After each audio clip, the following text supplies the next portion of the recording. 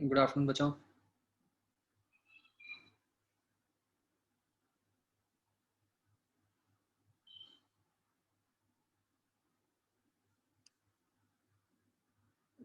आज हमें चलो पहले तो मॉड्यूल कर लेते हैं डिस्कस।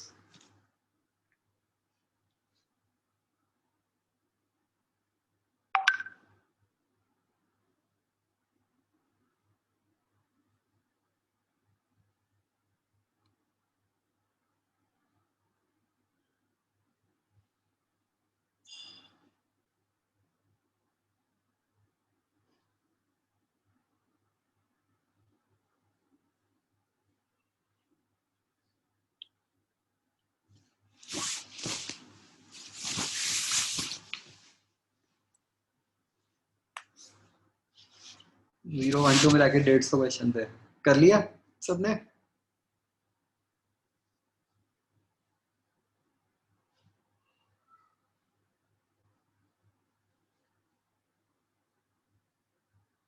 हाँ जी, किया कि नहीं? यस नो बताओ मुझे।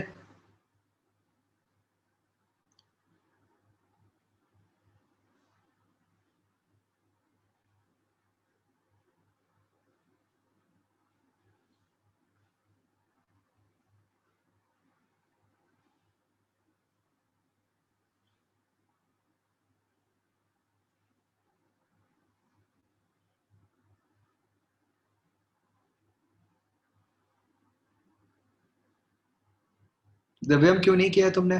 भाई तुम्हारा हर क्लास का ये काम है।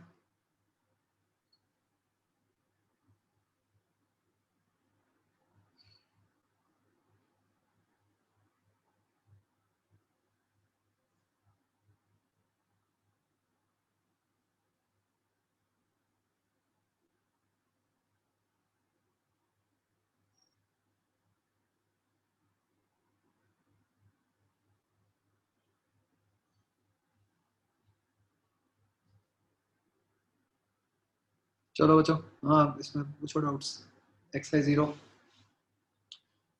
बट क्वेश्चन वैसे बहुत लंबे तो नहीं थे ये, है ना?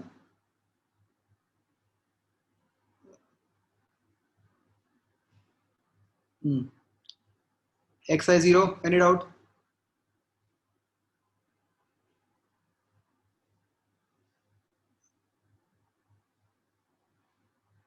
एच आई जे होना नहीं चाहिए वैसे, कोई डाउट?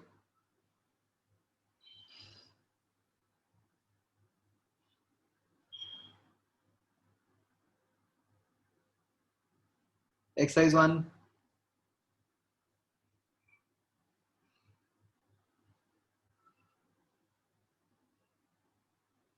No doubt. चलो वेरी गुड। एक्चुअली जो एक आध था थोड़ा, वो मैंने आपको वैसे ही केस करा दिया था क्लास में उस दिन।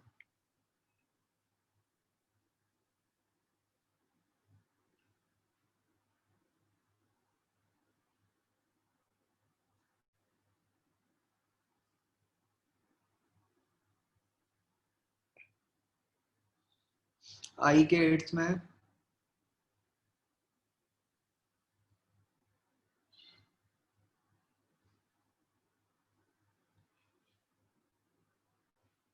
तो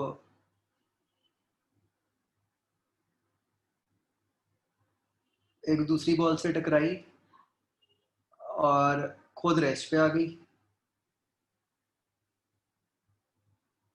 half of initial kinetic energy is destroyed in the collision. तो खुद थी, तो क्या होगा? वो खुद रेस्ट पे आ गई है। दिस इज द की वो।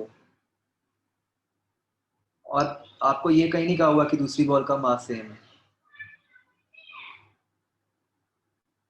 तो लेट से इसकी वेलोसिटी वी है पहले।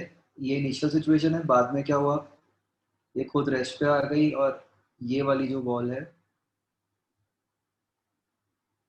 ये मूव करने लग गई with velocity v2। Let's say तो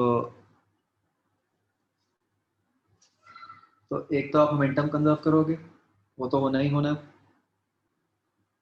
तो m1v is equal to m2v2। दूसरा, आपको ये पता है कि आधी करंट एनर्जी लूज हो गई, तो बाकी आधी जो बची है वो m2 के पास बची है, तो half m2v2 square is half of half m1v square, right. I think इसी को डिवाइड कर देते हैं, आंसर आ जाएगा।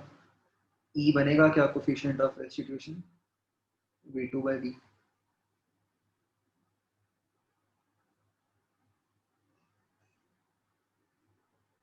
तो इन दोनों इक्वेशंस को मल्टीप्लाई डिवाइड कर दो, बस उससे आ जाएगा, राइट।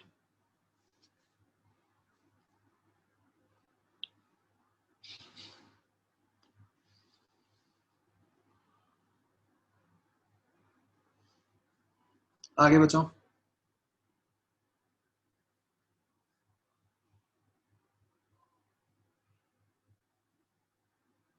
इससे क्या 1/√2 आएगा?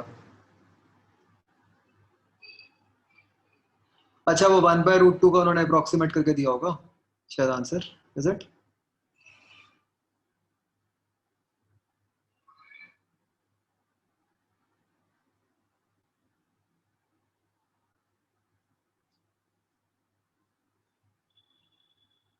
हाफ दिया उन्होंने।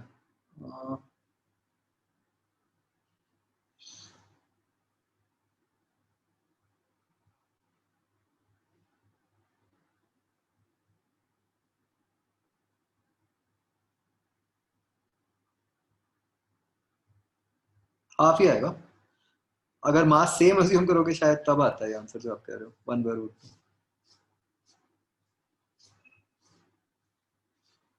हाँ बचो, और कोई?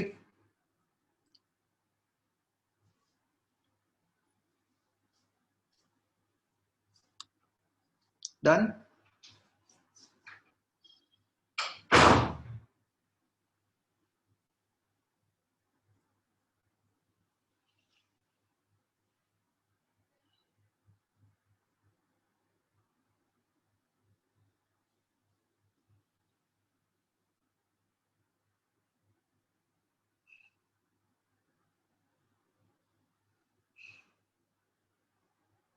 जी क्वेश्चन 1, हाइट h पे है मैन, तो पहले मोमेंटम कंजर्व करके आप मैन की स्पीड निकाल लो, मैन की स्पीड ऊपर को आएगी। फिर आप ये निकाल लो कि कितना टाइम लगा बॉल को नीचे जाने में, उतने टाइम में निकाल लो कि मैन कितना ऊपर गया।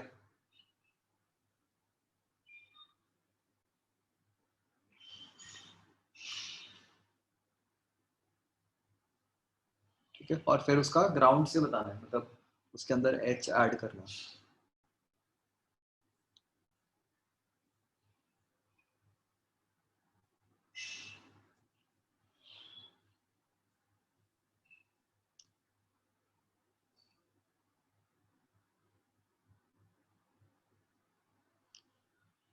आई का थर्ड कोफिशिएंट ऑफ रेस्टिट्यूशन 0.5 है, तो इसका मतलब उसकी वेलोसिटी जो है वो पहले से हाफ हो गई। अगर वेलोसिटी पहले से हाफ हो गई तो एनर्जी 1/4 रह गई, तो जो लॉस हुआ वो 75% हो गया ना।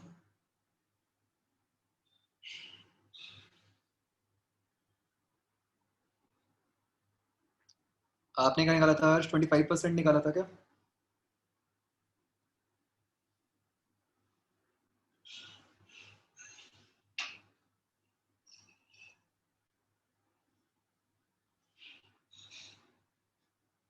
बोलो भाई।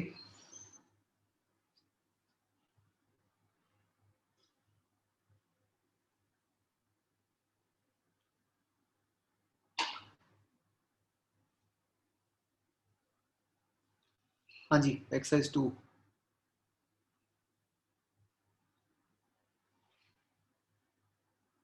फर्स्ट क्वेश्चन,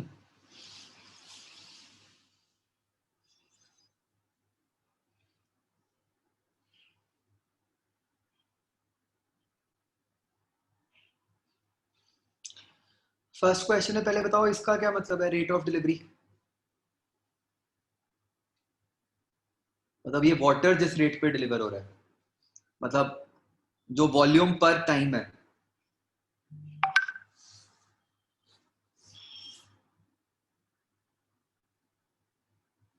ठीक है, वो मतलब सेम टाइम में पहले जितना वॉल्यूम पंप हो रहा था अब उससे डबल पंप हो रहा है। बेसिकली उससे डबल कैसे होगा पंप, अगर आप वेलोसिटी डबल कर दोगे। तो इसको करना कैसे है स्टिल?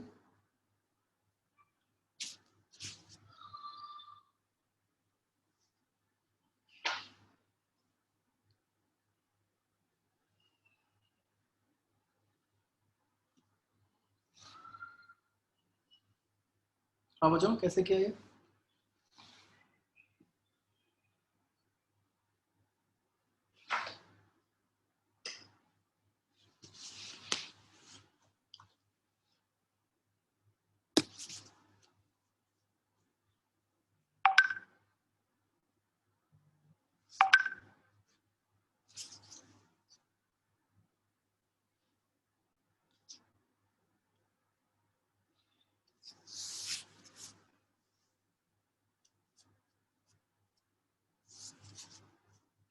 हाँ भाई, कैसे किया बताओ, किसने किया है? थ्योरी में तो गिवन है, यस आई नो।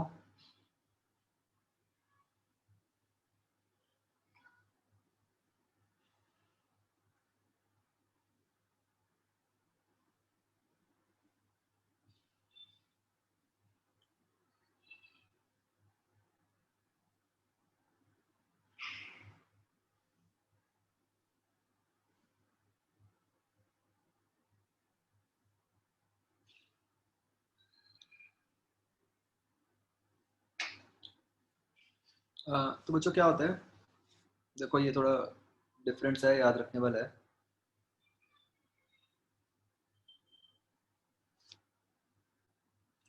जो मोटर की पावर होती है,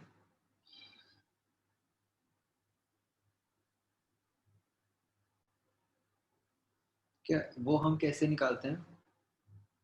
फोर्स इनटू वेलोसिटी।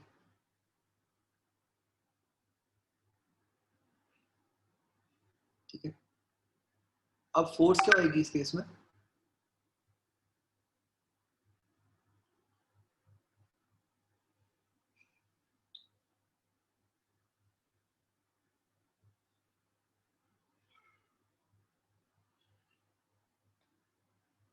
फोर्स याद है, हमने एक लिखी थी, रो ए वी स्क्वायर, पहले निकाली थी एनएलएम में,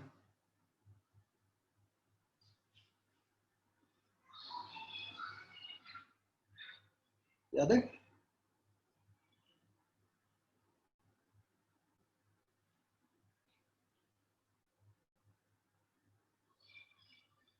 तो इनटू वी, तो जो पावर होती है वो वी क्यूब के प्रोपोर्शनल होती है।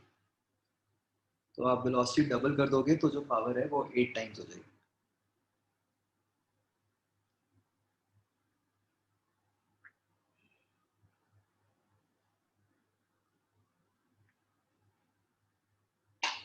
ठीक है, तो इसलिए इसका आंसर 700% आ जाएगा, 8 टाइम्स हो जाएगी पावर। हो गया क्लियर है सबको?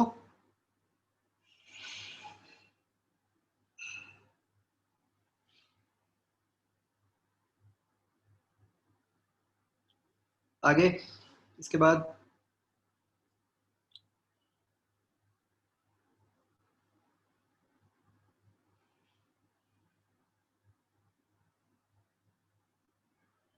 11th question. इसमें देखो बच्चों, वाटर एक सिलेंडर की फॉर्म में है, वो सिलेंडर का सेंटर जो है वो कितनी डेप्थ पे हुआ 11th क्वेश्चन में?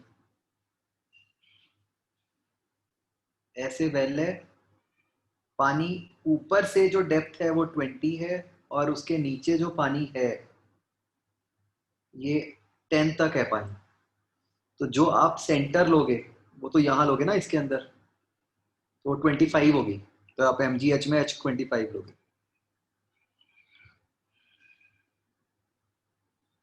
11 के बाद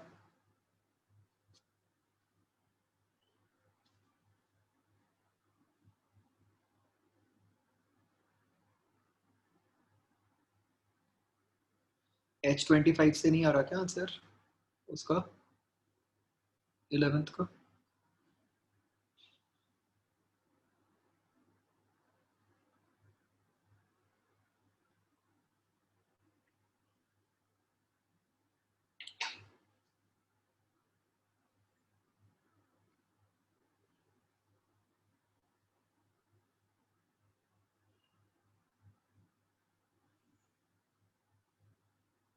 नहीं, अगर 20 से आ रहा है तो फिर गलत है, मतलब आंसर 25 से ही आना चाहिए। आ रहा है ना 25 से, ठीक है। और मास कैसे निकालोगे पानी का? वो डेंसिटी इंटू वॉल्यूम करके।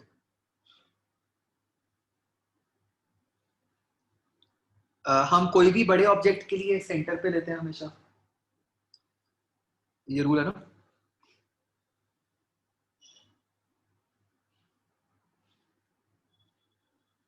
ठीक है जी। 15th question.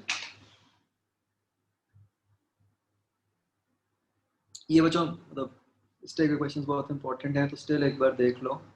पहले हाफ लेंथ हैंग कर रही है, राइट।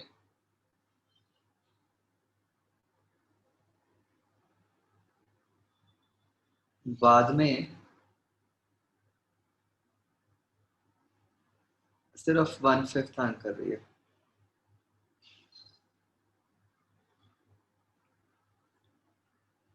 तो आप क्या करो बच्चों, पोटेंशियल एनर्जी लिख लो दोनों केसेस में। और जैसे मैंने एक बार पहले ही बताया था, इसको रेफरेंस लेवल मान लो, ठीक है। तो अभी वाले केस में जो पोटेंशियल एनर्जी हुई, अगर मैं इसको सेंटर मानता हूं, तो जो पार्ट तो टेबल पे है उसकी तो जीरो हो गई। इसकी क्या हो गई, माइनस कितना पार्ट हैंग कर रहा है, m/2 जी। और ये लेंथ कितनी हो गई सेंटर से, L/4। फाइनल सिचुएशन में क्या हुआ, 1/5 पार्ट हैंग कर रहा है, उसका भी सेंटर। तो ये कितना हो गया, ये L/10 हो गया, तो माइनस m/5 जी L/10। तो final potential energy minus initial कर दो।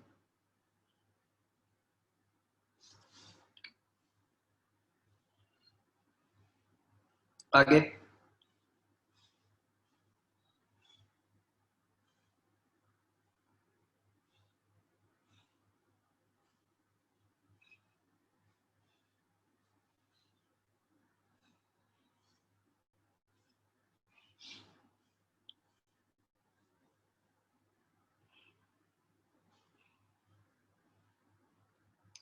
14th क्वेश्चन में बच्चों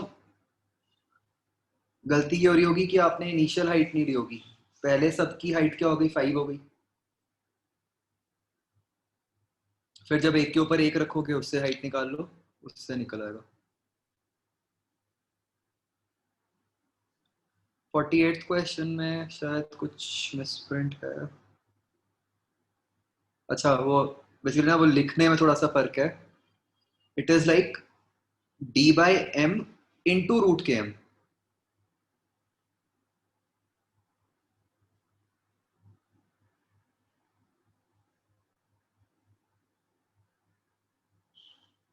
मतलब ये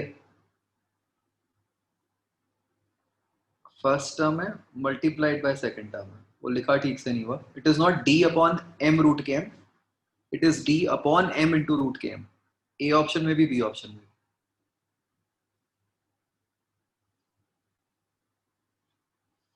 ठीक है, बस यही होगा ना डाउट, फिर तो हो ही होगा।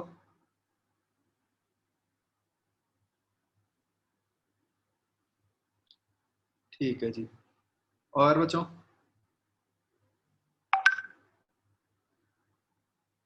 और उससे तो डायमेंशनली गलत हो जाता है।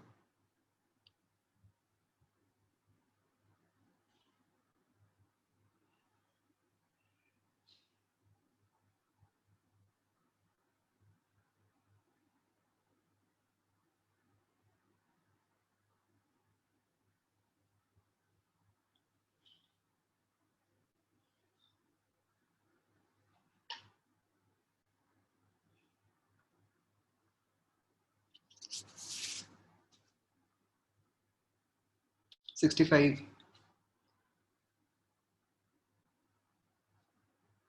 65 के ऑप्शन में कुछ गलत है?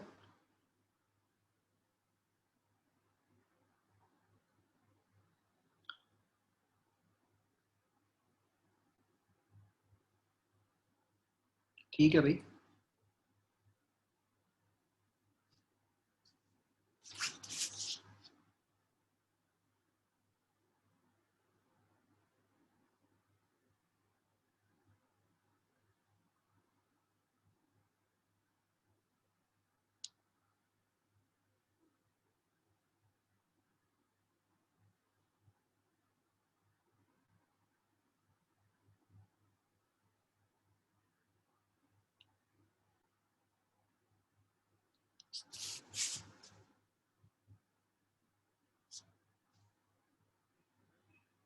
सिक्सटी फाइव का क्या आंसर ए आना चाहिए बच्चों, या ठीक है?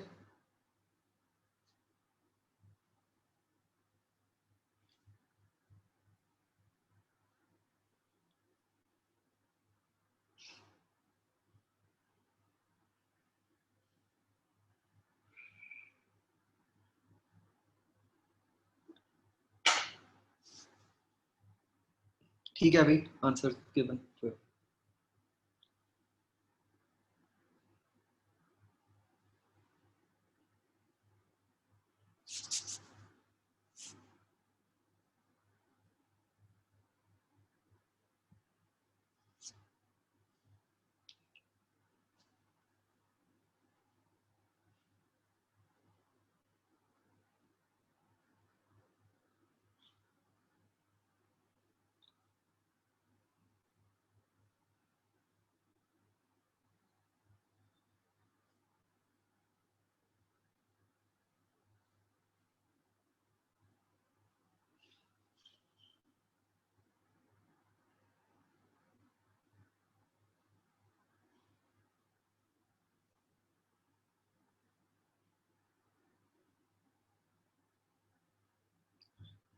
दोबारा ट्राई करो फिर साहिल, ठीक है वो।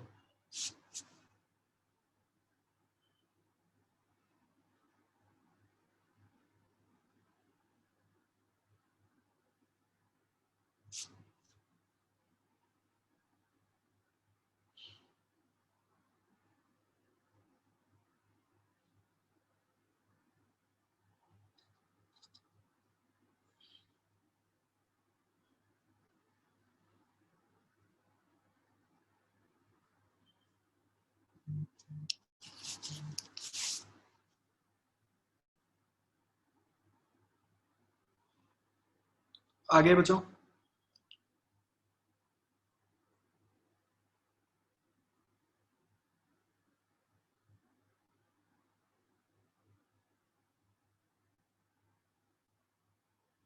60th क्वेश्चन में क्या करोगे? मोमेंटम कंजर्व कर दो। से आंसर आ रहा है कि नहीं?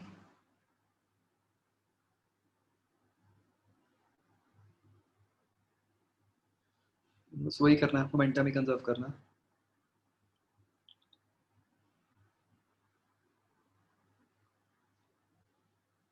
78।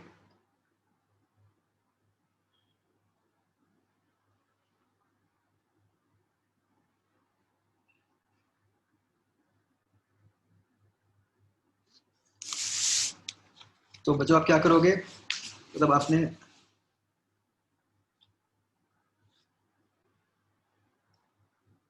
बस चेंज इन, बस ये आपने क्या यूज करना है? Work done by conservative force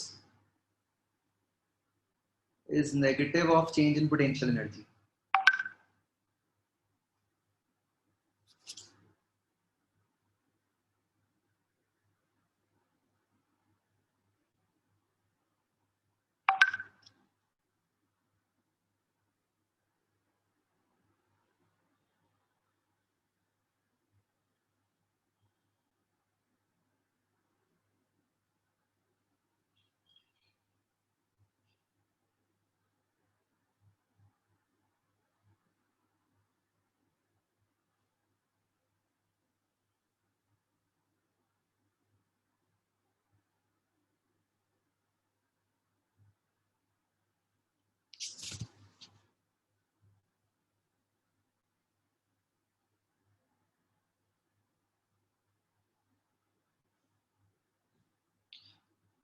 बच्चा क्वेश्चन नंबर 73 क्लियर हो गया?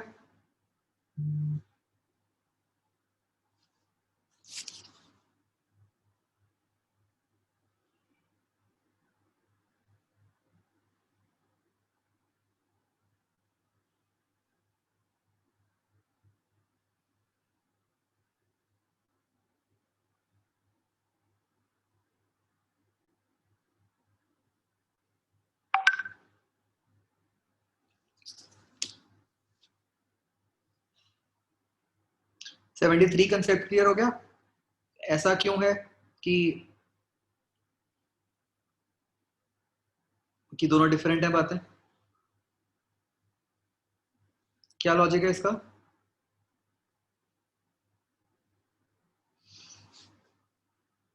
वेक्टर्स वाला, राइट? काइनेटिक एनर्जी जीरो है तो मतलब फिर तो वेलोसिटी को जीरो होना ही पड़ेगा, तो फिर मोमेंटम भी जीरो होगा। वेराज अगर मोमेंटम जीरो है तो वो तो तब भी हो सकता है अगर अलग अलग डायरेक्शन में हो और रिजल्टेंट जीरो होते हैं।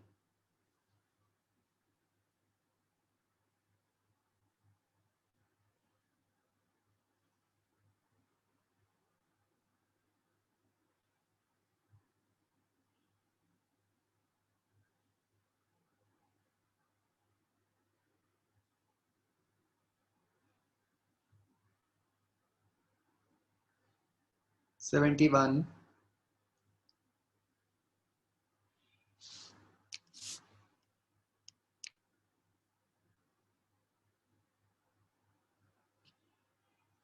न्यूट्रॉन कोलाइड कर रहा है न्यूक्लियस से,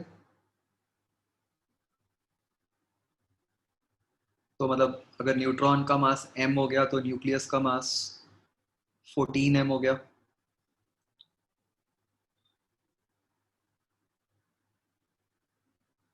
ओके, आप कह रहे हो कि यहाँ से 21.33 आ रहा है, तो इन्होंने क्या दिया होगा? अप्रोक्सीमेट फिर ए दिया होगा।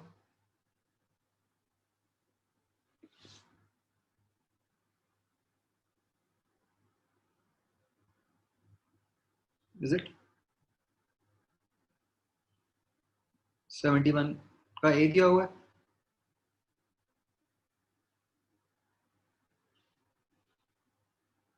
और आप क्या कह रहे हो कि 21.33 आ रहा है?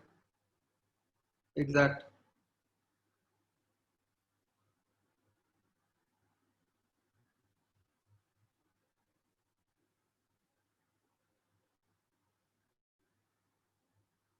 बी आ रहा है, ठीक है।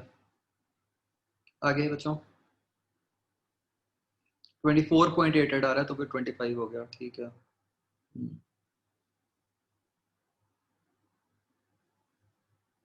आगे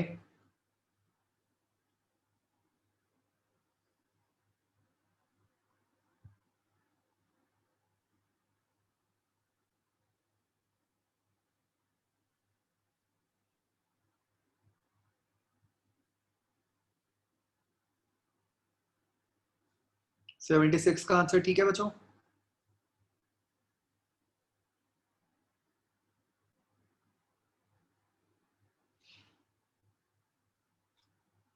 ठीक है भाई। और कोई आगे?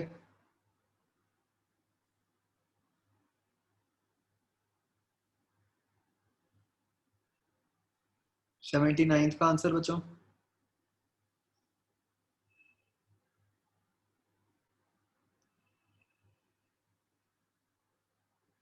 ठीक है, बी पार्ट।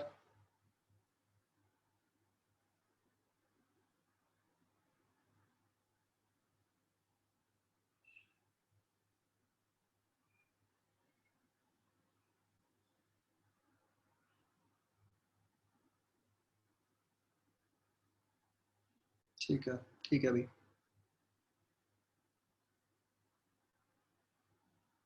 Okay, done.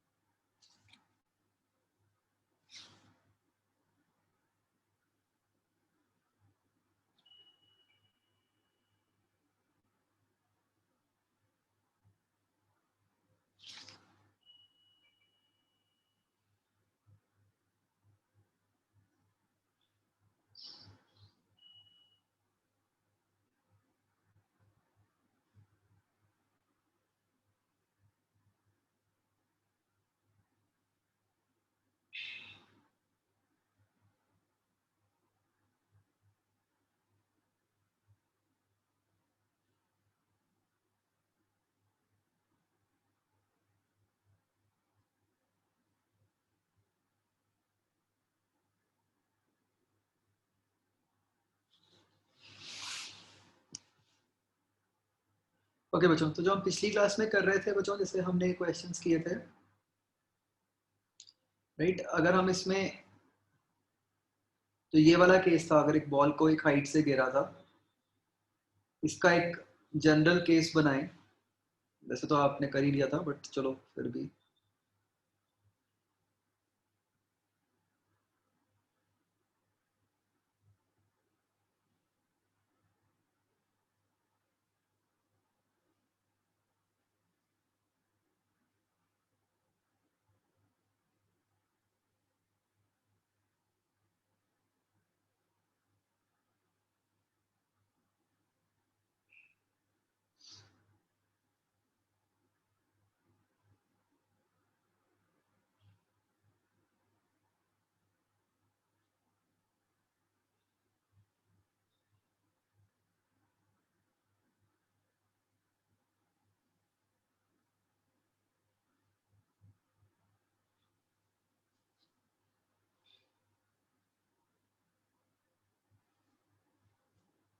तो हमने बॉल को बच्चों एक हाइट से गिराया,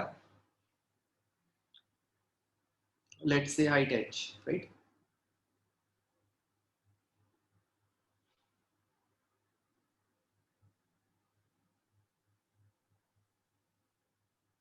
let's say coefficient of restitution is e,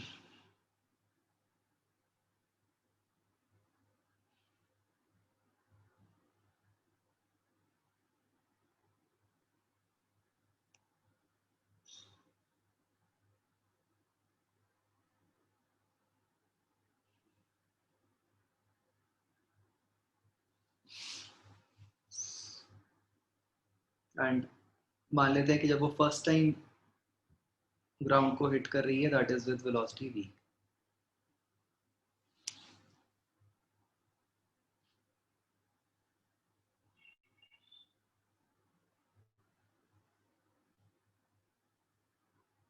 तो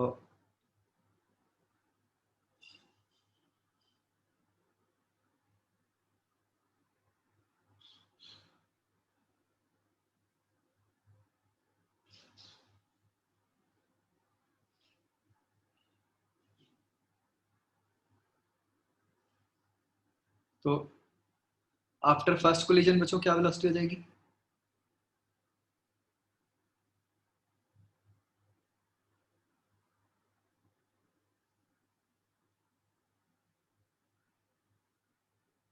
e टाइम्स v हो जाएगी, है ना। इसको बस जनरलाइज कर दो।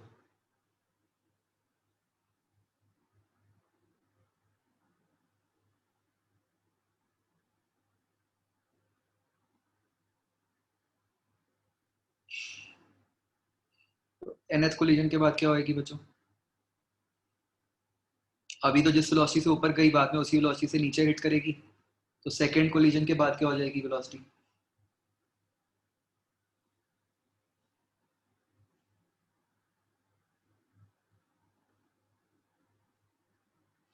ई स्क्वायर भी हो जाएगी, है ना।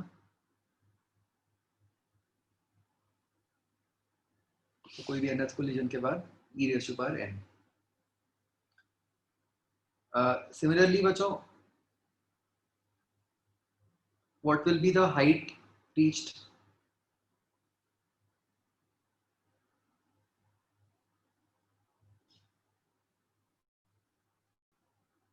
after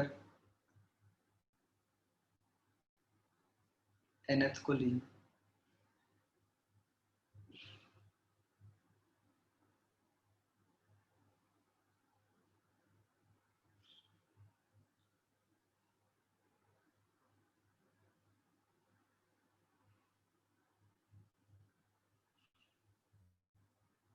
राइट, ये बिल्कुल आई थिंक ऑब्वियस है।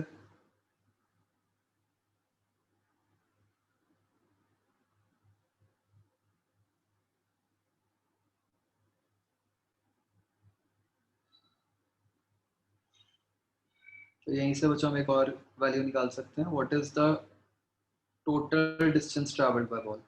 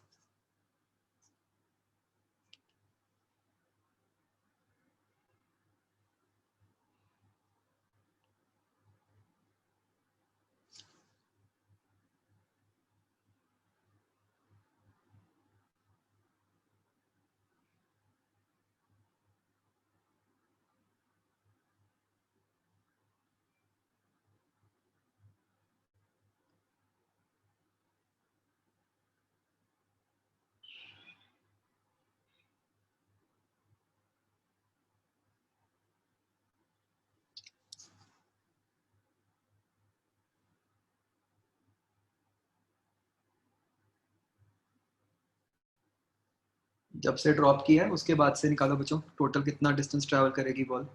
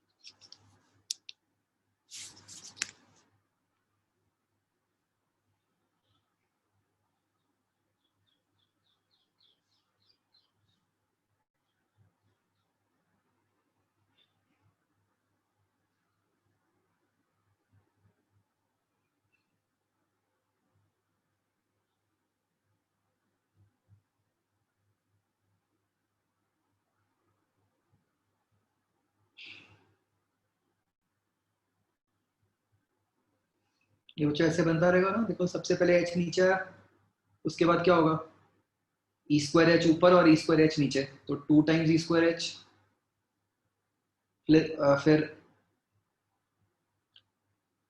फिर ई की power 4h 2 times and so on. तो तो तो फर्स्ट टर्म को अलग रख दो, और आगे वाली टर्म से अगर आप देखोगे,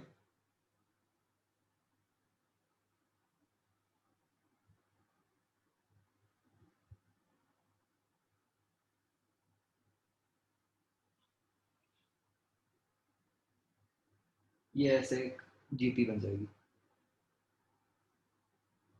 ठीक है, तो हमें इन्फिनिटी का निकालना है टोटल, है ना। तो क्या बन गया,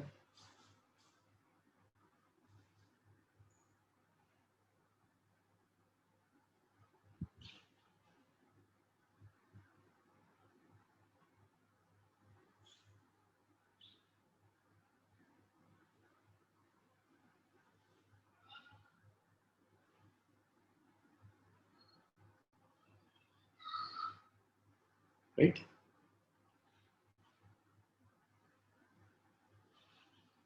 अंडरस्टूड बचाओ।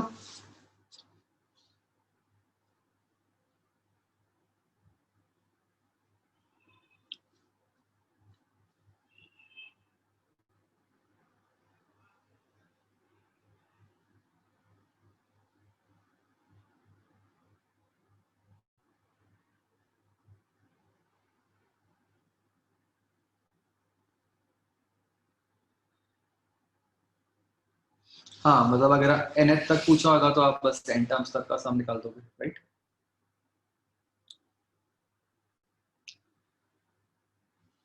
हाँ बच्चों, कोई कंफ्यूजन तो नहीं।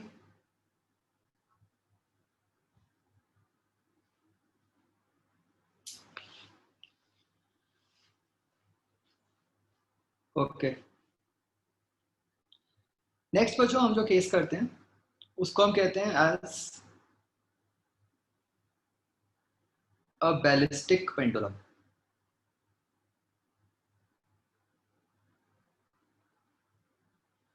ऐसी एक कंसेप्ट है जो हमारे को मतलब थोड़ी क्लैरिटी देता है,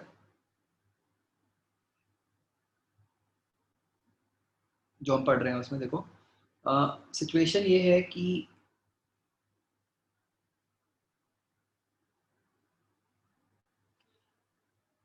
लेट अस से एक ऐसे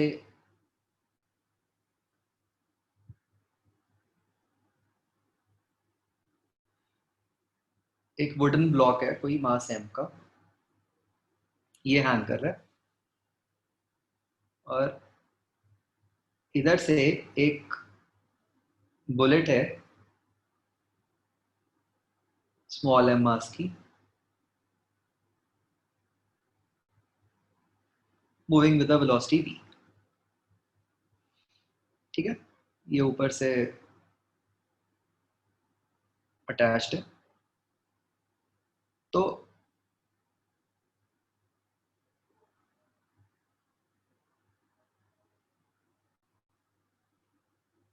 the bullet gets embedded in the block,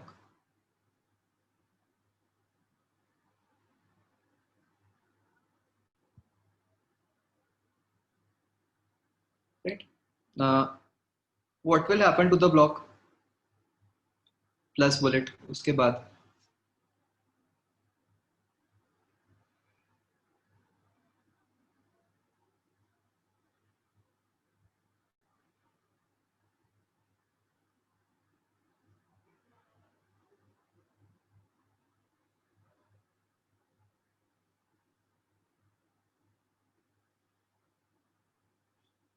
नहीं मतलब पहले तो बुलेट उसके अंदर चला गया, उसके बाद क्या होगा? मतलब मुझे टोटल प्रोसेस नहीं चाहिए, बस एक बार बताओ क्या होगा। जब बुलेट उसके अंदर चली गई ब्लॉक के अंदर, उसके बाद क्या होगा? ये राइट की तरफ स्विंग कर जाएगा ब्लॉक।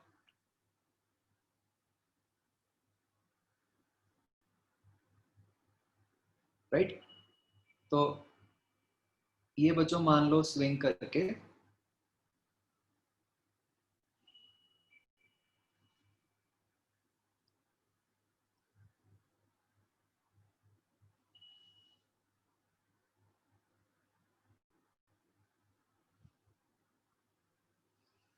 मैं यहाँ पहुंच गया ब्लॉक।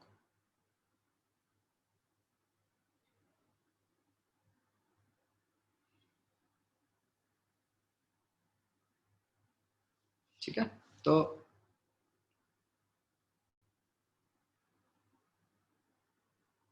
एक बार ट्राई करो। हमें ये थीटा का एक्सप्रेशन निकालना है, जितना ये ब्लॉक मैक्सिमम स्विंग किया।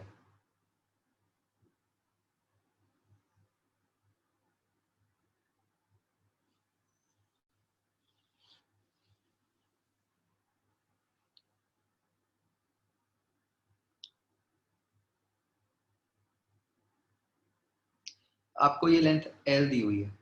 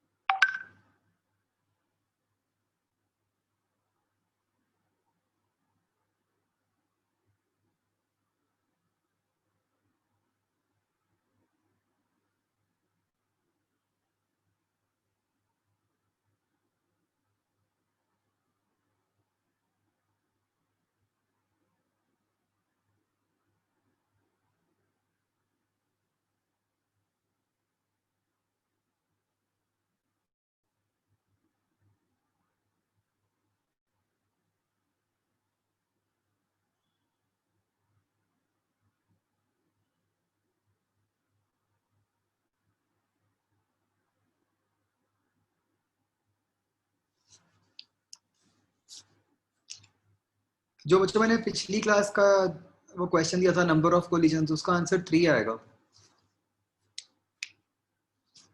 और 4 नहीं आता, 3 ही आता है।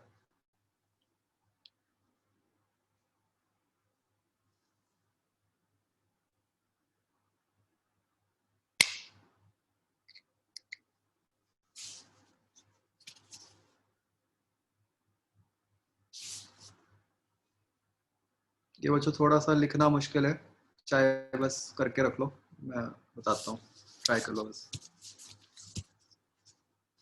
सारा कुछ जनरल टर्म्स में है तो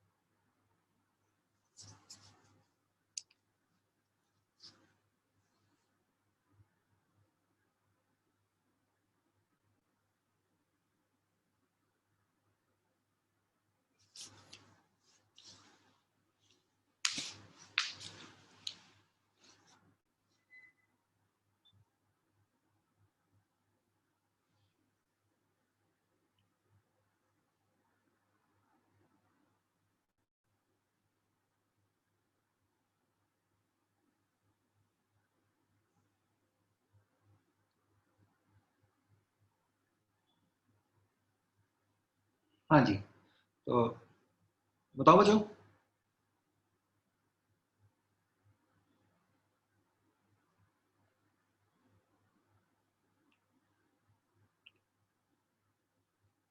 बच्चों इसको ना बहुत ही ध्यान से समझना, बिकॉज अभी जो हमारा अगला चैप्टर भी आएगा ना, सर्कुलर मोशन, उसमें कंप्लीटली ये कंसेप्ट मतलब यूज होना है। Look at this very very carefully. देखो जो सबसे पहले तो हमें सिचुएशन को विजुलाइज करना है। हो क्या रहा है, देखो बुलेट की ब्लॉक के साथ टक्कर हुई, ठीक है, this is one part. And other part is कि उसके बाद ये जो सिस्टम बन गया ब्लॉक प्लस बुलेट, ये ऊपर स्विंग कर रहा है, राइट। ये दो अलग अलग फिनोमिना हो रहे हैं, ठीक है। तो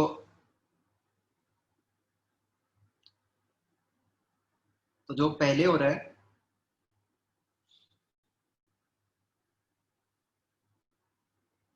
फिनोमिना वन,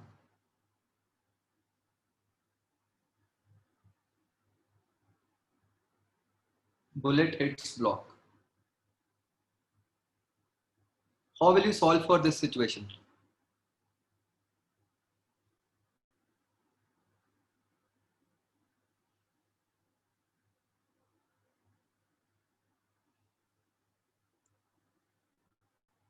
ये मान लेते हैं बाद में जो वेलोसिटी हो गई इसकी अरेंजमेंट की, वो हो गई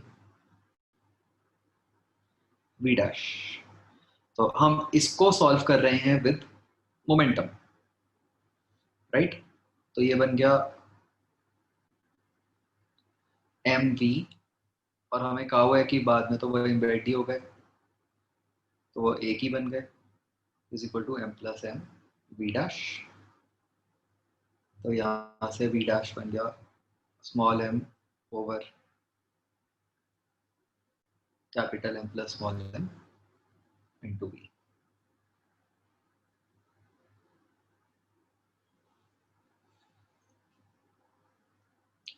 हाँ जी बच्चों, मेरे पास क्वेश्चन आया कि यहाँ पे इनइलास्टिक कोलिजन है, तो क्या हम मोमेंटम कंजर्व कर सकते हैं?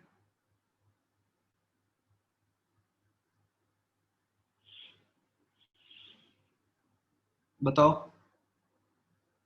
यस, राइट, हमने देखा ही था पहले कि मोमेंटम तो हर जगह ही कंजर्व कर सकते हो, कोई चक्कर ही नहीं है उसका तो।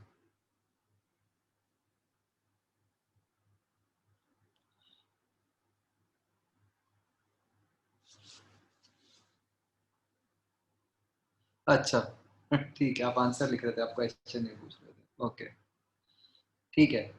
अब नेक्स्ट फिनोमेना इज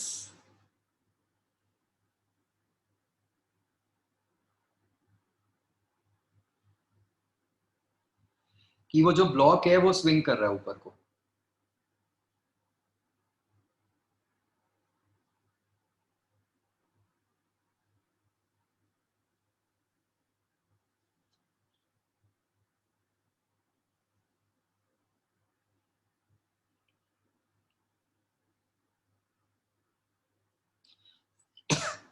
तो ये बताओ कि मुझे जो हमने फर्स्ट स्टेप में मोमेंटम कंजर्व किया, मतलब वो कंडीशन सेटिस्फाई हो रही थी मोमेंटम कंजर्वेशन वाली?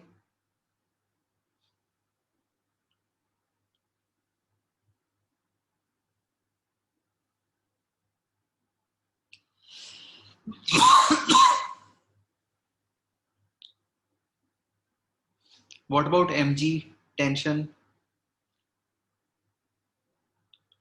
मतलब बात ये हो रही है कि क्या मोमेंटम कंजर्वेशन लगा सकते थे हम ड्यूरिंग द कोलिजन? मतलब कोई कंडीशन वायलेट तो नहीं हो रही? यस, लगा सकते थे। ऑल्दो एमजी और टेंशन फोर्स लग रहे हैं, both are non impulsive. MG तो हमेशा ही नॉन इम्पल्सिव होता है, प्रेजेंट सिचुएशन में टेंशन भी नॉन इम्पल्सिव है, इजंट इट?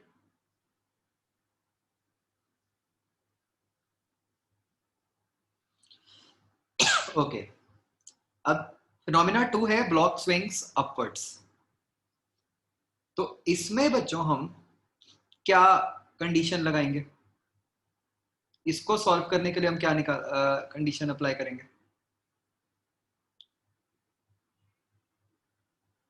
Energy conservation. तो ये स्टेप बच्चों देखना बार बार, ये बहुत यूज करते हैं हम कि हम एनर्जी कंजर्वेशन कैसे अप्लाई करते हैं। मतलब ये रट जाना चाहिए आपको, जैसे इंक्लाइन प्लेन में रटा था ना, M G sine theta M G cos theta, वैसे जब ये थीटा एंगल से स्विंग किया, ये इसकी पोजीशन बन गई, तो ये उसने कितनी हाइट गेन कर ली बच्चों?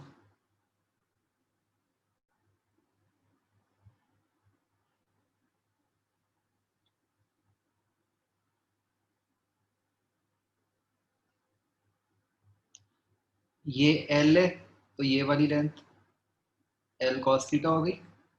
तो ये जो हाइट गेन्ड है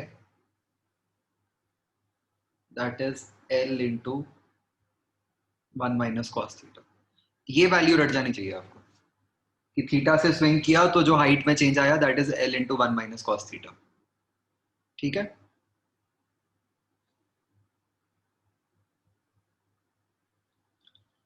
तो अब एनर्जी कंजर्वेशन कैसे लगेगा? लेफ्ट हैंड साइड पे बचा कुछ आएगा?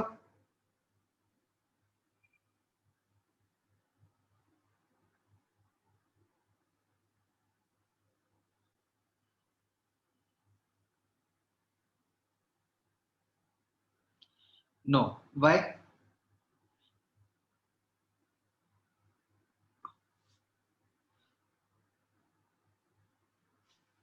Work done by non conservative forces में कुछ नहीं आएगा लेफ्ट साइड पे? बेसिकली कौन सी फोर्स आ रही है एक्स्ट्रा? mg का तो पहले ही इंक्लूड हो जाता है, एक टेंशन फोर्स ही है, और इस केस में वर्क डन बाय टेंशन जो है वो जीरो ही है। Why is work done by tension zero?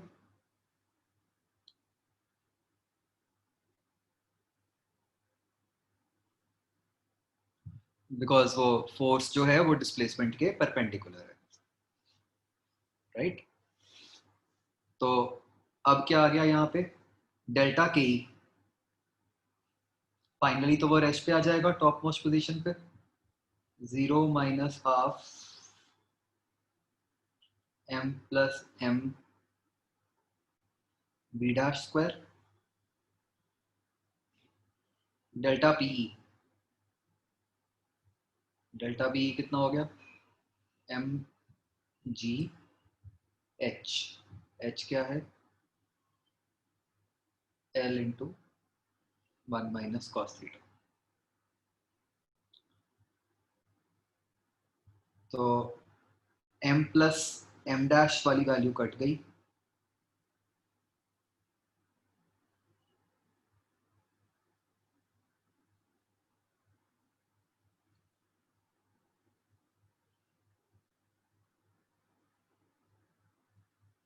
तो 1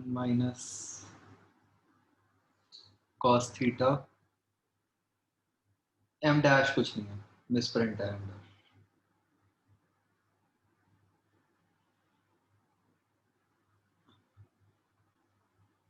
तो 1 - cos थीटा क्या बन गया,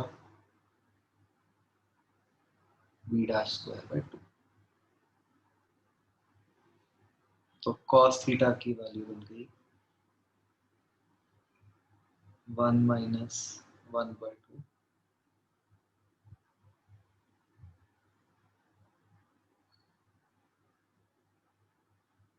अपॉन GL भी आएगा।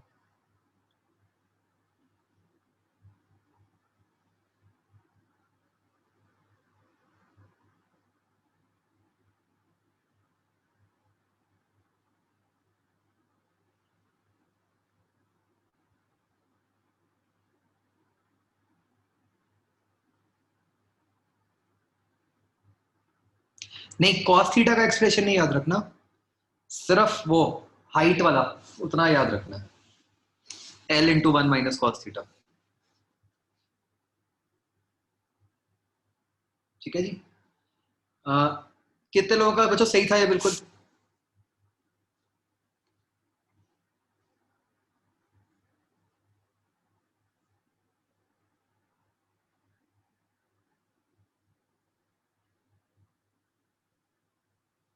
Okay, good.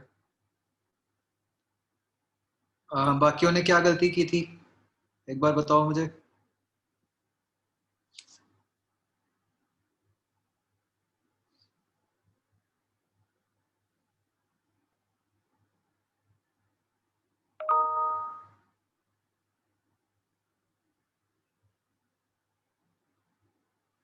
One mistake can be कि आप भूल ही जाओ कि कोलिजन हो रहा है, और बी डैश को बी लिख दो।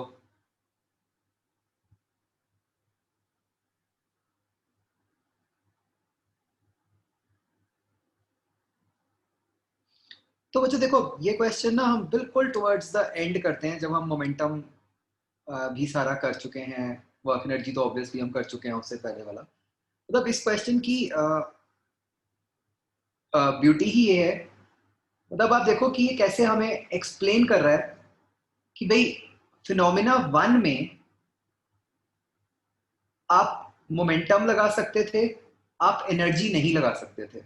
क्यों? फिनोमिना वन में हम क्यों नहीं एनर्जी लगा सकते थे बच्चों?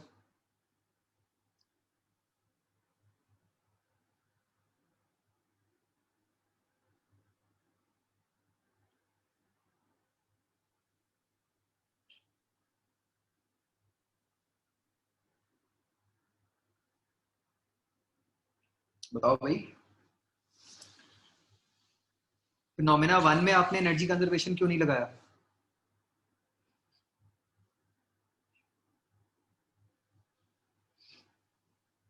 क्योंकि दिख रहा है कि इन इलास्टिक कोलिजन है ना, दिया ही हुआ है क्वेश्चन में रादर कि इनइलास्टिक कोलिजन है, तो इनइलास्टिक कोलिजन में तो एनर्जी लॉस होता है, तो इसलिए हम फिनोमेना 1 में एनर्जी कंजर्वेशन नहीं लगा पाए, राइट?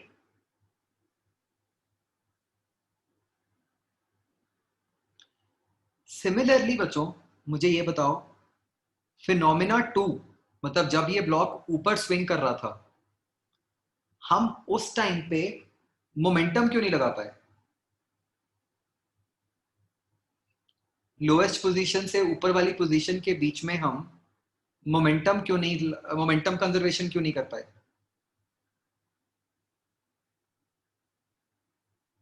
हमें दिख ही रहा है कि भाई मोमेंटम तो कंजर्व नहीं हो रहा, टॉप मोस्ट पोजीशन पे तो मोमेंटम जीरो ही हो गया, तो यहाँ पे मोमेंटम क्यों नहीं लग रहा?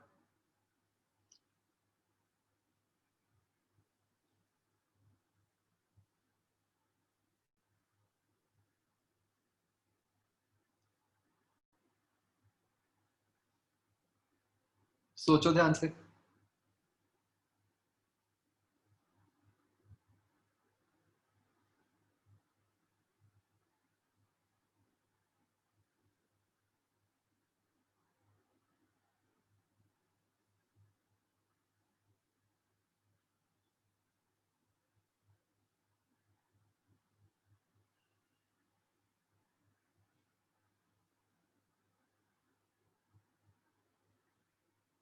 सोचो भाई, हमने सारी कंडीशंस लिखी हुई हैं।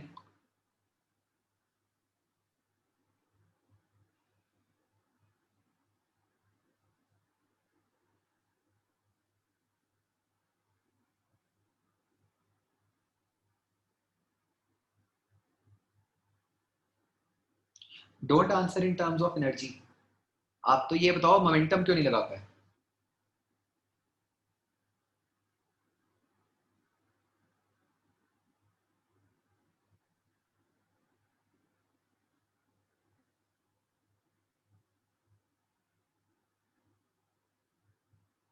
यस। अब क्या हो रहा है, आशीष थोड़ा सा गलत लिख दिया आपने, आदित्य आपका भी ठीक था। अब जब ब्लॉक बच्चों स्विंग कर रहा है, ये अब एक इंस्टेंट में नहीं हो रहा, ऐसा थोड़ी है कि झटके से ब्लॉक उधर पहुंच जाएगा, उसको कुछ टाइम तो लगेगा ना। तो अब जब, क्योंकि इस सिचुएशन में टाइम लग रहा है ब्लॉक के स्विंग होने में, तो यहां पे हमारा वो वाला कंसेप्ट नहीं लग सकता। यहां पे हम ये नहीं कह सकते थे कि भाई एम जी नॉन इम्पल्सिव है, टेंशन नॉन इम्पल्सिव है। यहां पे तो एम जी और टेंशन के कारण एक फाइनाइट इम्पल्स आएगी, बिकॉज यहां पे अब जो टाइम है आपका वो बिल्कुल छोटा टाइम नहीं है।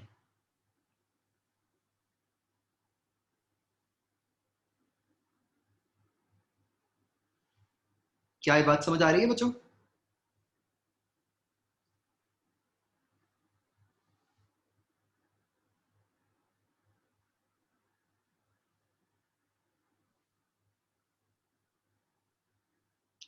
फिर से समझो। आ, जब तो जो तो हमने अभी तक क्वेश्चंस किए थे ऊपर कोलिजन्स वाले, उन केसेस में तो क्या हो रहा था कि जो इम्पल्स, मतलब कोई, मतलब हमने दो टाइप के क्वेश्चंस किए हैं देखो बच्चों। या तो हमने ऐसे क्वेश्चंस कर लिए जहां पे कोई एक्सटर्नल फोर्स ही नहीं है। अगर एक्सटर्नल फोर्स नहीं है तो फिर तो इम्पल्स भी नहीं है ऑब्वियसली, फिर तो बात ही खत्म हो गई, फोर्स ही जीरो हो गई, राइट? हमने ऐसी सिचुएशंस भी समझी जहां पे फोर्स तो है लेकिन वो फोर्स नॉन इम्पल्सिव हो जाती है, राइट? ऐसा कहां पे हो रहा है भाई? जब टाइम बहुत छोटा है और फोर्स का मैग्नीट्यूड फाइनाइट है, करेक्ट? अब ये जो सिचुएशन है, इस सिचुएशन में क्या हो रहा है? ऐसा नहीं हो रहा, सबसे पहले हम ये समझ लें, ना तो ऐसा हो रहा है कि mg का मैग्नीट्यूड सडनली बढ़ गया, वो तो बढ़ ही नहीं सकता, हमें पता ही है। और ना ही ऐसा हो रहा है कि टेंशन का मैग्नीट्यूड सडनली बढ़ गया, क्योंकि कोई झटका तो आया ही नहीं थ्रेड में, ठीक है। तो दोनों की फाइनाइट वैल्यूज हैं, और जो टाइम लग रहा है, अब वो टाइम भी ऐसा नहीं है कि बहुत कोई टेंडिंग टू जीरो वाला छोटा सा टाइम होगा। अब ये टाइम भी एक ठीक ठाक वाला टाइम होगा जो उसके स्विंग करने में टाइम लग रहा है, राइट। तो अगर हम इम्पल्स मोमेंटम थ्योरम लगाएंगे जिसमें लेफ्ट हैंड साइड पे फोर्स इनटू टाइम होता है, तो वो वैल्यूज अब नेग्लिजिबल नहीं आएंगी, राइट। क्या रीजन है उसका? बिकॉज अब टाइम थोड़ा सा बड़ा है आपका।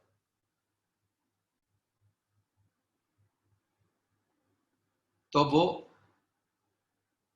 mg और टेंशन फोर्सेस ने मिलकर ही जो बॉडी का मोमेंटम है वो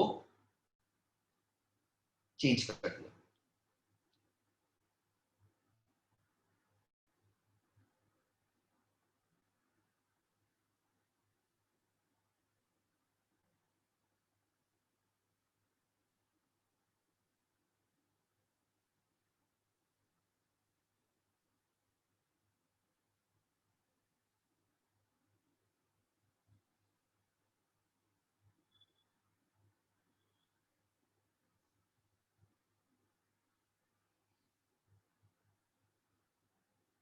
ठीक है।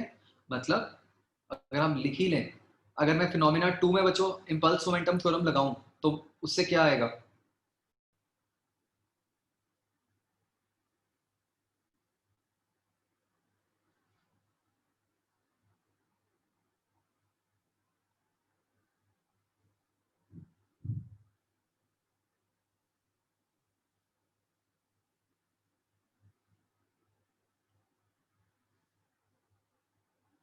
लेफ्ट हैंड साइड क्या आ जाएगा? Force into time.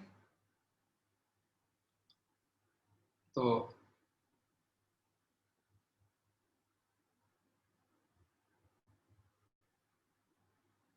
Integral of tension dt, ये हो गया टेंशन की impulse.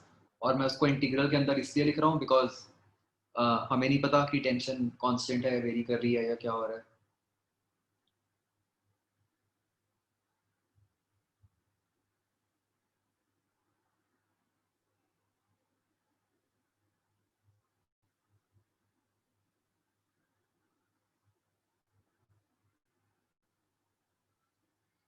Plus integral of F gravity dt।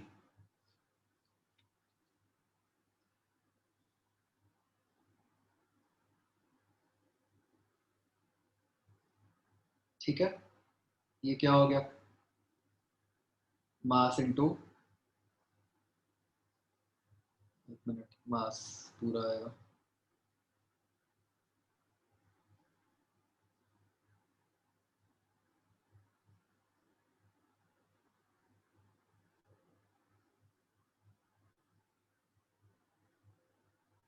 ऐसे बस हम इतना लिख सकते हैं, इसको फर्दर कुछ भी सॉल्व नहीं कर सकते।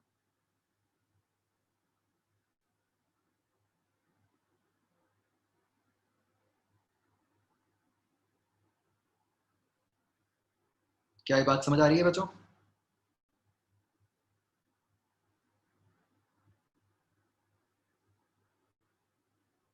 एफ जी क्या है? Gravity force. मतलब इसको और चलो एक स्टेप अगर लिखना है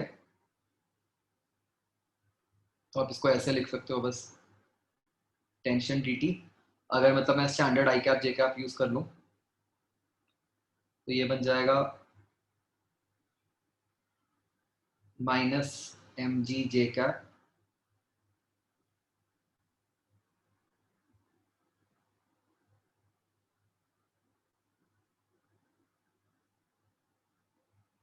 dt is equal to M plus M into zero minus B dash I cap. इस तरह लिख लो।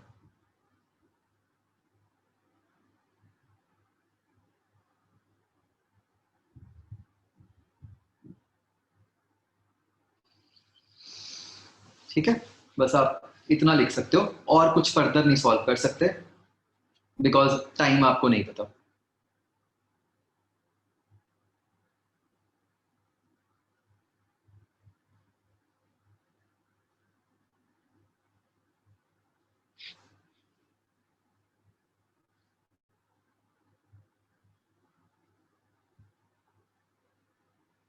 राइट, अगर टाइम पता होता तो चलो एक स्टेप और फर्दर हम लिख लेते हैं।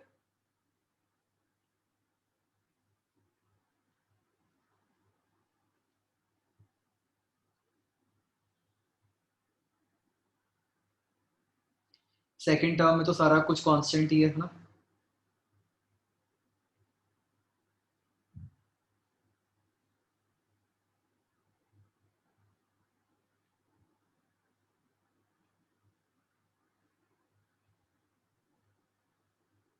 तो अगर आपको टाइम पता होता फिर आप टेंशन की इंपल्स निकाल सकते थे।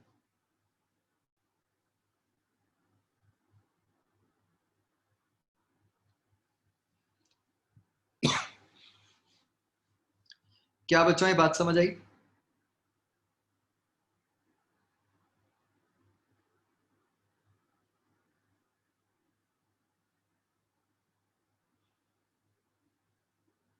नहीं, इस केस में हम बाई चांस टाइम निकाल नहीं पाते।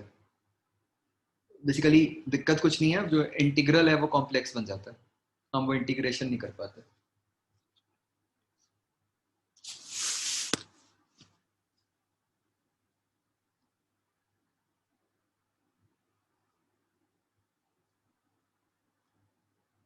नहीं मतलब हो सकती है, हमारे लेवल पे नहीं हो सकती।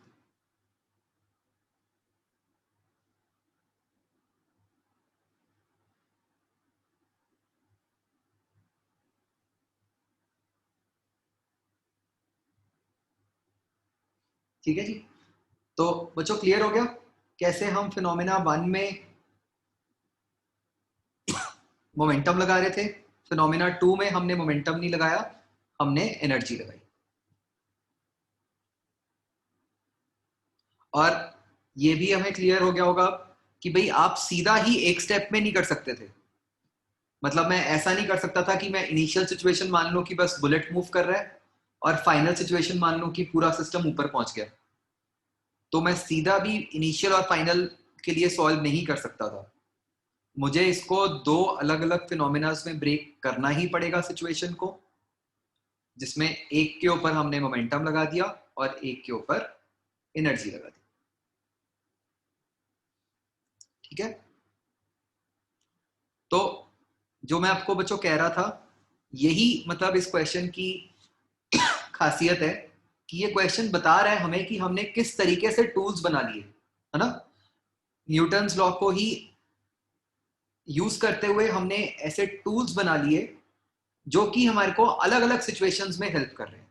भाई एक कोलिजन वाले केस में मोमेंटम से काम बन जाता है, कुछ और दूसरी सिचुएशन में एनर्जी से काम बन जाता है। तो डिपेंडिंग अपॉन सिचुएशन हमें अलग अलग टूल्स यूज करने आने चाहिए।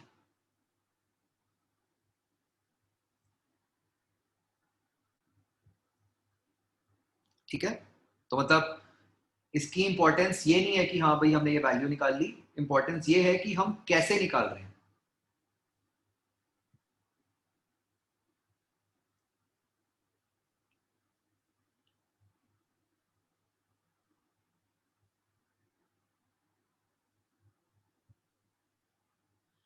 अच्छा, इससे मुझे ख्याल आया बच्चों, एक याद है क्वेश्चन किया था हमने एक्सरसाइज 3 में, पता नहीं कहीं तो, जिसमें मैंने आपको कहा था कि ये क्वेश्चन मुझे बच्चों बाद में बताना, कि मैं कुछ समझाऊंगा उसमें। ठीक है। आज एक बार आप घर जाके उस क्वेश्चन को रिव्यू करना और देखना कि क्या हो सकता है जो मैंने आपको बोला होगा उस टाइम पे। फिर मैं कल बताऊंगा उसके बारे में।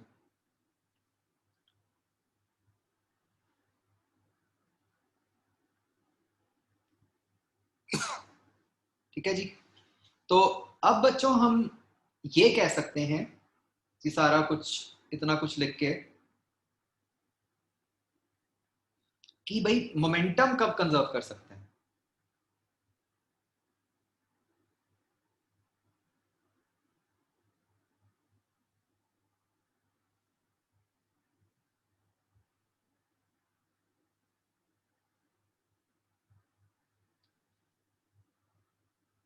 तो दो सिचुएशंस हो सकती हैं।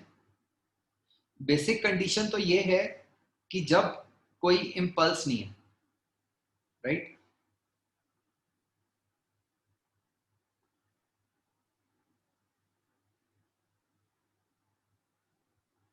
तो अगर कब ऐसा होगा कि इम्पल्स नहीं होगी?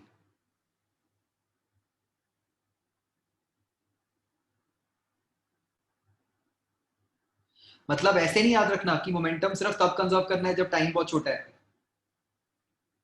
नहीं, हम तो ऐसे याद रखेंगे कि भाई इम्पल्स नहीं होनी चाहिए। अब इम्पल्स कब कब नहीं होगी? या तो कोई फोर्स ही ना हो।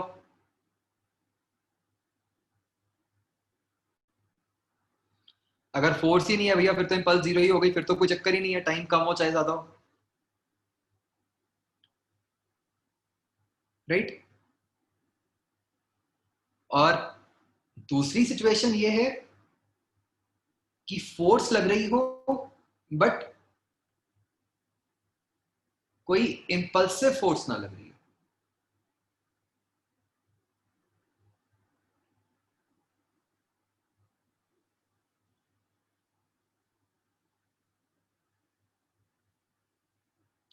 ये कब हो सकता है? ये तभी हो सकता है जब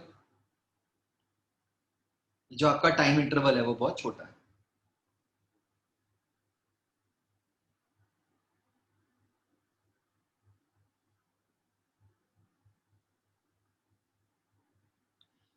तो इन अदर वर्ड्स, अगर तो एक बहुत छोटे से टाइम इंटरवल पे आप लगाने लगे हो मोमेंटम कंजर्वेशन, तब तो ये कंडीशन होएगी कि भाई फोर्सेस चाहे लग रही हो बट सिर्फ नॉन इम्पल्सिव फोर्सेस लग रही हो।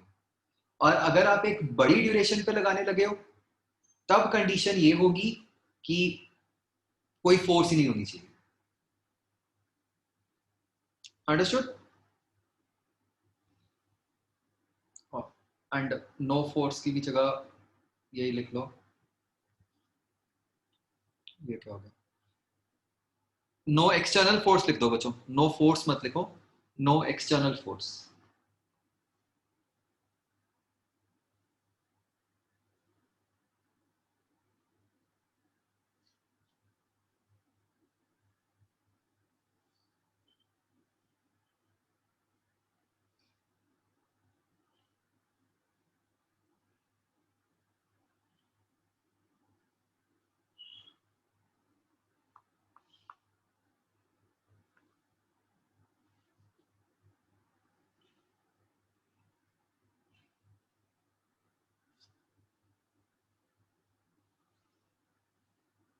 क्या हो गया इसको?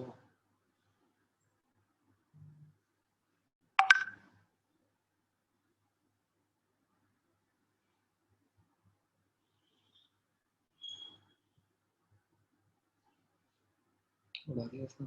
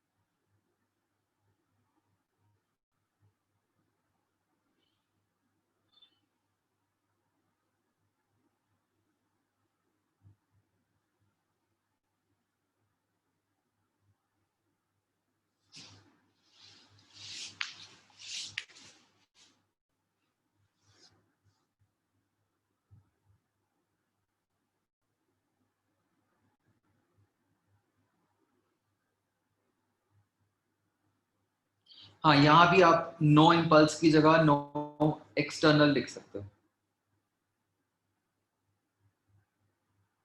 No external impulse.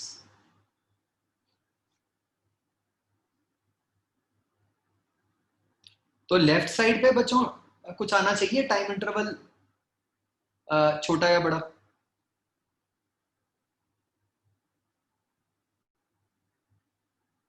नहीं, लेफ्ट साइड तो फर्क ही नहीं पड़ रहा ना। जब फोर्स ही जीरो है तो टाइम छोटा हो चाहे बड़ा हो कोई फर्क ही नहीं पड़ता।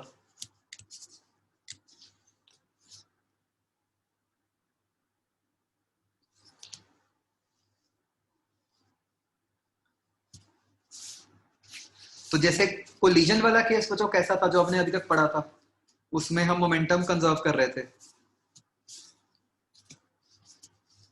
वो किस टाइप की सिचुएशन थी?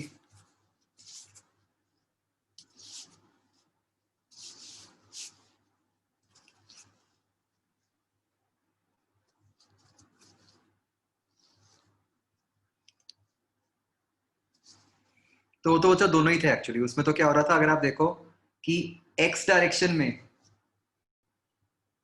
एक्स या वाई कोई भी ले लो, मतलब जो हमने सिस्टम लिया था उस सिस्टम के ऊपर कोई एक्सटर्नल इंपल्स नहीं थी और टाइम भी बहुत छोटा था। तो मतलब दोनों नहीं कहेंगे, रादर कहेंगे फर्स्ट वाला ही केस था।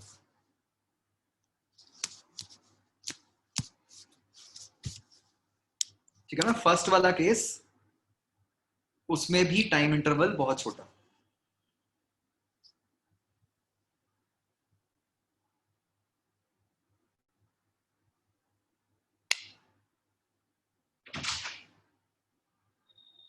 भैया नहीं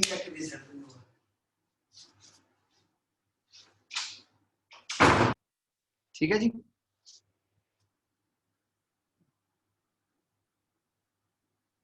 ओके,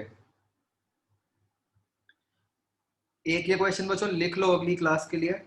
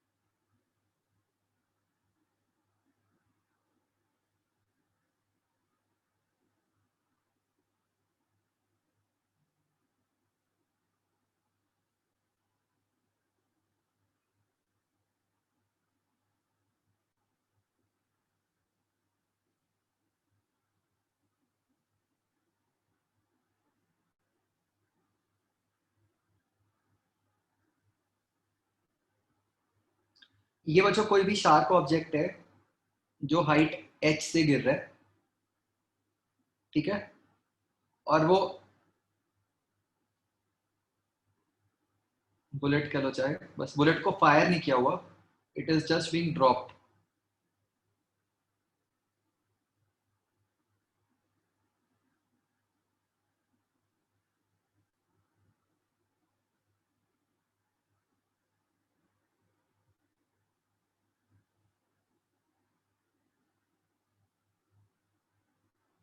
और वो स्टिक कर जाती है स्मॉल एम के साथ।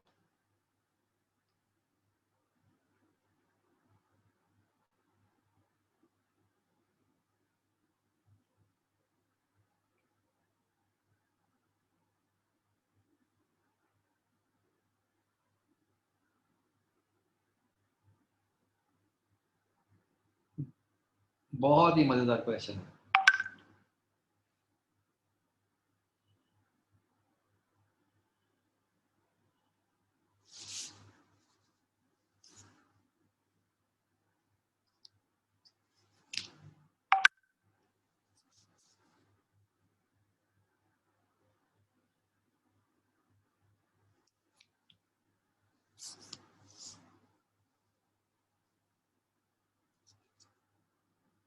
हाँ, बुलेट का मास m/4 है।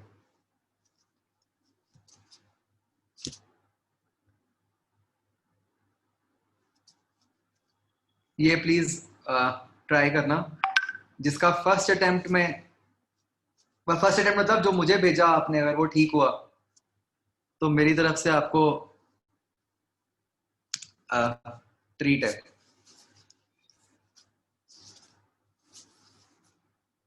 नहीं, 4M इज नॉट फिक्स्ड, बस वो प्लेस्ड है ग्राउंड पे। ट्रीट में कुछ भी मंगा लेना, जोमेटो से, स्विगी से, कुछ भी ऑर्डर करना हुआ कर लेना मेरी तरफ से, अपने लिए।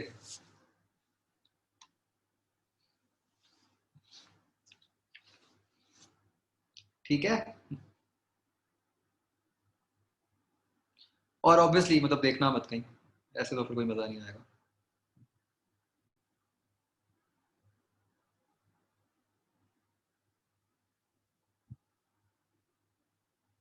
मनकीरत, ये ना रोहित सर का बहाना है।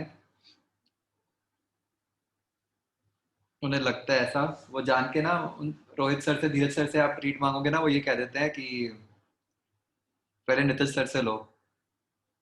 फिर मैं तो दे देता हूँ, वो देते भी नहीं।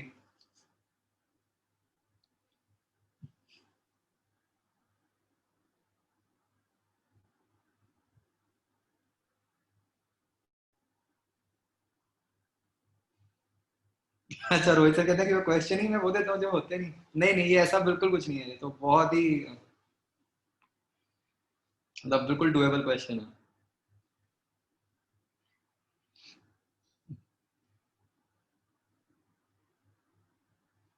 आप देख लेना चाहे मतलब कि। अच्छा चलो, नेक्स्ट टाइम बच्चों वो कर लेना, इसकी 3A खत्म कर लो, और 3B भी करनी शुरू कर दो, मतलब ये चैप्टर तो हो ही गया अपना पूरा।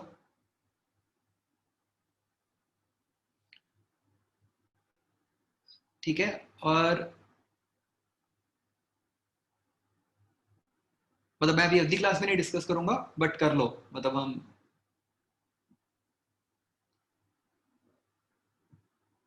कुछ दिनों में हम कर लेंगे।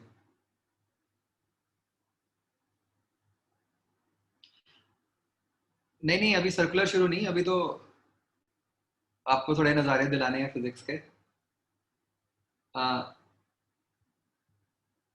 ये मतलब एक्सरसाइज 3 डिस्कस होगी मंडे को।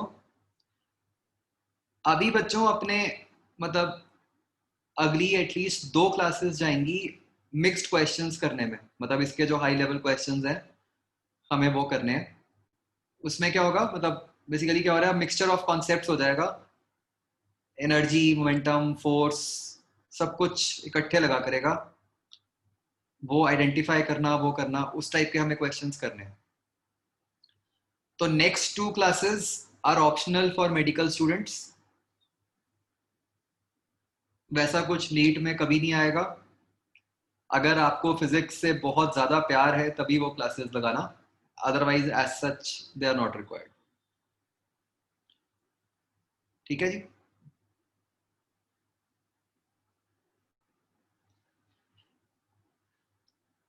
मेडिकल में जनरली होता तो नहीं है, बट चलो अगर किसी को है प्यार फिजिक्स से तो लगा लेना।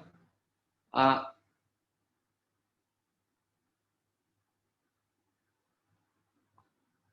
अच्छा, ये आइडिया सही है रोहित सर का, है ना, वो एक बच्चे से दूसरे को चॉकलेट दिला दी, है ना।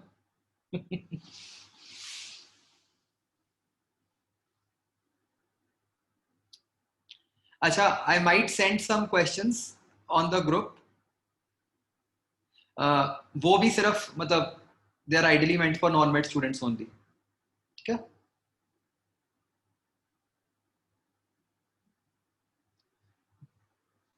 चलो, ओके बच्चों, बाय।